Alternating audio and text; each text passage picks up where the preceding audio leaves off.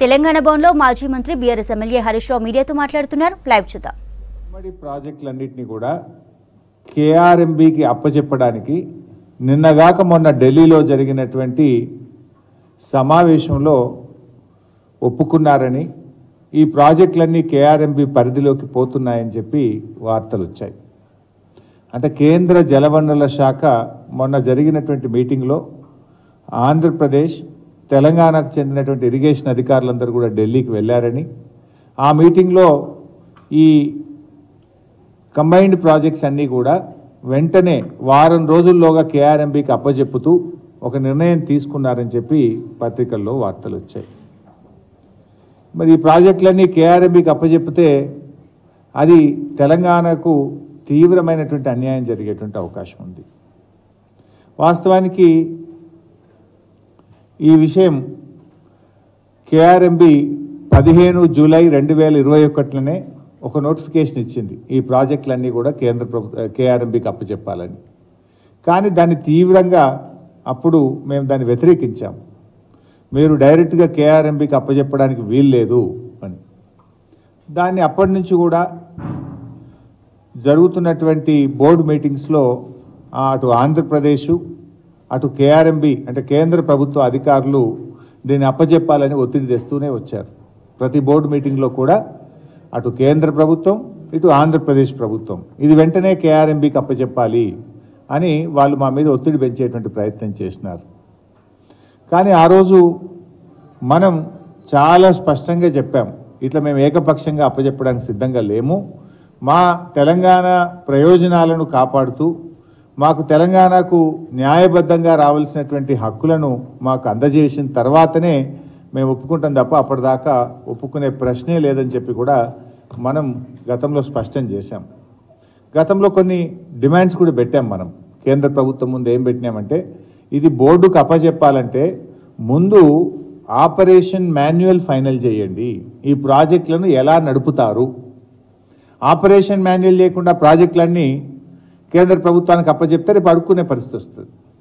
దీనివల్ల జరిగే నష్టాలు నేను ఎక్స్ప్లెయిన్ చేస్తాను మీకు నేను. కానీ ఆ రోజు మేము ఎందుకు అప్పచెప్పలేదు, కేంద్ర ప్రభుత్వం ముందు కొన్ని డిమాండ్లు పెట్టినాం కేఆర్ఎంబీ మీటింగ్లో. మీరు ముందు first of all operation manual final చేయండి, నంబర్ 1. నంబర్ 2, ట్రిబ్యునల్లో కృష్ణానదిలో తెలంగాణ ఆంధ్రప్రదేశ్ల వాటా ఇంకా నిర్ణయం జరగలేదు. అప్పుడు అడ్హాక్ బేసిస్లో 1 సంవత్సరానికి అని చెప్పి మీరు కేటాయించారు. కానీ ఫైనల్ ట్రిబ్యునల్ అవార్డు వచ్చేదాకా కృష్ణానదీ జలాల్లో 50% తెలంగాణకు, 50% ఆంధ్రాకి ఇచ్చే విధంగా నిర్ణయం తీసుకోండి, నంబర్ 2. నంబర్ 3, మనకు శ్రీశైలం ప్రాజెక్టు మంజూరు చేసినప్పుడు ప్లానింగ్ కమిషన్ ఏం చెప్పిందంటే 264 టీఎంసీని నాగార్జున సాగర్ ప్రాజెక్టుకు మనం శ్రీశైలంలో హైడల్ జనరేషన్ చేసి నాగార్జున సాగర్కు కిందికి విడుదల చేయాలని చెప్పి planning commission of India Srisailam project మంజూరు చేసినప్పుడు చెప్పింది.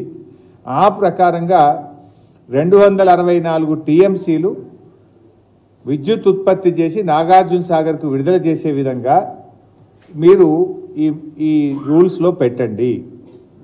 Number 3, drinking water. మనం ఏదైతే హైదరాబాద్ డ్రింకింగ్ వాటర్కి వాడుకుంటున్నాం, అదేవిధంగా మిషన్ భగీరథ కింద మహబూబ్ నగర్, నల్గొండ, ఖమ్మం జిల్లాలకు కూడా త్రాగునీరు వాడుకుంటాం. మనకు బచావత్ అవార్డు ఏం చెప్పిందంటే, ట్రిబ్యునల్ అవార్డులో బచావత్ అప్పుడు ఇచ్చినటువంటి KWDT1 అవార్డులో ఏం చెప్పారంటే, త్రాగునీటి అవసరాలకు వాడుకునేటువంటి నీటిలో కేవలం 20% మాత్రమే మనము అకౌంట్ చేయాలి. ఎందుకంటే మళ్ళీ 80% రీజనరేషన్ కింద తిరిగి మళ్ళీ ఆ నీరు వస్తుంది కనుక యూ షుడ్ కౌంట్ ఓన్లీ 20% అని ఉంది. కానీ ఇప్పటిదాకా వీళ్ళు ఏం చేస్తుండ్రు, మనం హైదరాబాద్కు ఉదాహరణకు 16 టీఎంసీలు వాడితే మొత్తం 16 టీఎంసీలు లెక్క కడతా ఉన్నారు.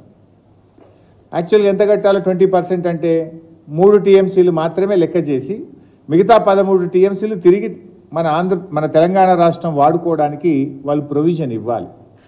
ఈ విషయంలో క్లారిటీ ఇవ్వండి, దాని మాన్యువల్లో చేర్చండి. మరి డ్రింకింగ్ వాటర్లో మనకు బచావత్ అవార్డులో 20% అకౌంటబుల్ చేయాలని చెప్పారు, కానీ మీరు మొత్తం అకౌంటబుల్ చేస్తూ ఉన్నారు. అదేవిధంగా ఇప్పుడు మిషన్ భగీరథ కింద కూడా మనం అటు శ్రీశైలం నుంచి వివిధ ప్రాజెక్టుల నుంచి కృష్ణా బేసిన్లో మహబూబ్ నగర్, నల్గొండ, ఖమ్మం కూడా వాడుతున్నాం. అక్కడ కూడా 20% అకౌంట్ ఫర్ చేయాలని చెప్పి డిమాండ్ పెట్టాం. 4వ డిమాండ్ ఏం పెట్టినామంటే క్యారీ ఓవర్ ఫెసిలిటీ. జనరల్గా మనం ఏం చేస్తాం, సాగర్లో కానీ ప్రాజెక్టులో కొన్ని మనకు అలకేట్ అయిన వాటర్ను ఆ సంవత్సరం వాడుకోకుండా కొంత కాపాడుకుంటాం కొన్ని సందర్భాల్లో, లేదా ఒక గుడ్ ఇయర్లో కూడా కొన్ని నీళ్లు మిగులుతాయి మనకు.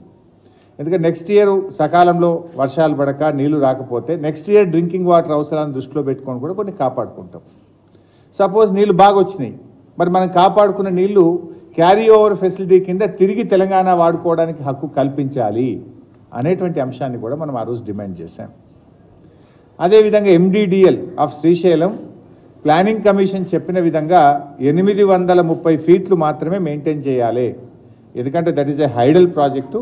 830 ఫీట్ పెట్టాలని చెప్పి డిమాండ్ పెట్టాం.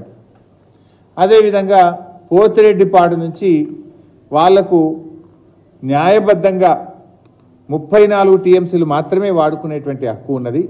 ఒకటి చెన్నై డ్రింకింగ్ వాటర్కు 15 టీఎంసీలు, ఎస్ఆర్బీసీకి 19 టీఎంసీలు. ఆ 34 టీఎంసీలకు వాళ్ళను పరిమితం చేయాలి. ఇవన్నీ డిమాండ్లు అప్పుడు తెలంగాణ ప్రభుత్వం, అప్పటి తెలంగాణ ప్రభుత్వం కేఆర్ఎంబి ముందు పెట్టి, ఇవన్నీ మీరు ఒప్పుకుంటేనే ఈ డ్రాఫ్ట్ నోటిఫికేషన్ మేము అంగీకరిస్తాం, లేకపోతే మేము ప్రాజెక్టులు మీకు అప్పచెప్పము, ఎట్టి పరిస్థితుల్లో మేము అప్పచెప్పడానికి సిద్ధంగా లేము అని మనం తీవ్రంగా అపోజ్ చేస్తూ వచ్చాం. అపోజ్ చేయడమే కాదు, మనం ఒక డిమాండ్ ఏం పెట్టామంటే ఈ అంశం మీద అపెక్స్ కమిటీకి రెఫర్ చేయండి. ఈ అంశం చాలా లోతైనటువంటి అంశం. మీరు ఇట్లా కేఆర్ఎంబి కేంద్ర ప్రభుత్వం ఏకపక్షంగా దీన్ని నోటిఫై చేస్తూ ఉన్నారు. ఇది మా రాష్ట్ర ప్రయోజనాలు దెబ్బతినేటువంటి అవకాశం ఉంది. దీన్ని అపెక్స్ కమిటీ మీటింగ్ పెట్టాలని చెప్పి అప్పుడు మేము డిమాండ్ చేయడం జరిగింది. మీ అందరికీ తెలుసు, అపెక్స్ కమిటీ అంటే కేంద్ర జలవనరుల శాఖ మంత్రి గారు చైర్మన్గా, ఇరు రాష్ట్రాల ముఖ్యమంత్రులు సభ్యులుగా ఈ అపెక్స్ కమిటీ అనేటువంటిది ఉంటుంది. ఇట్లా మీరు